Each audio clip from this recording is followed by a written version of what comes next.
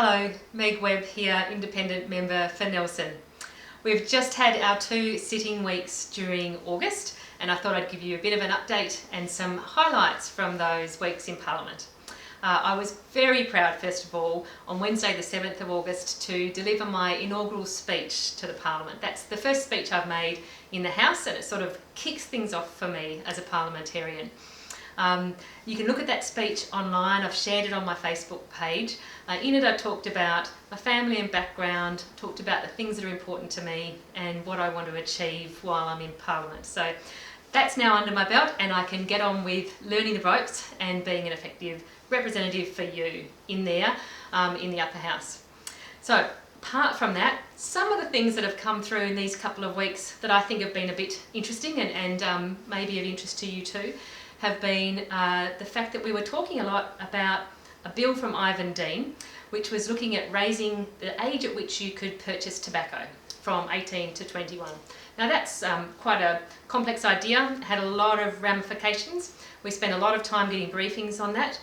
In the end, Ivan chose to withdraw that bill, and so for the time being we won't be dealing with it, but it may come back to us again down the track. I'm happy to hear from people if you've got views on that for when it may come back.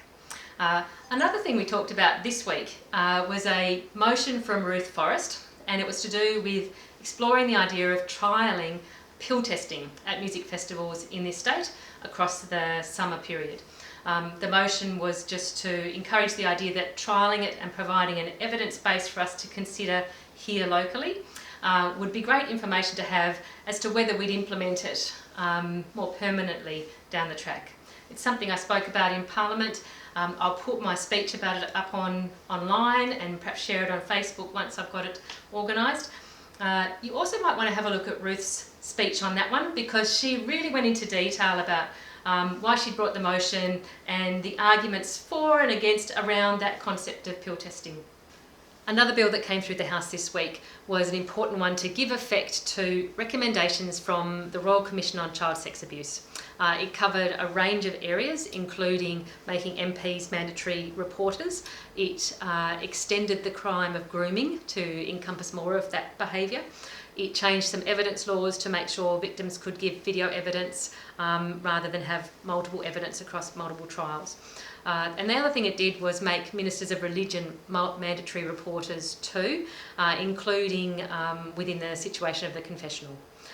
So that's a piece of legislation that's come through to make sure that those recommendations are well established in our state and we're best protecting our kids from situations where they're vulnerable.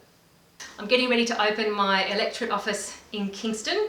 Work is being done there, sprucing the place up a bit and making sure we've got everything in place in terms of IT and security and things like that. So we're hoping to move into that office probably the final week of August. So that'll keep me busy over the next couple of weeks too.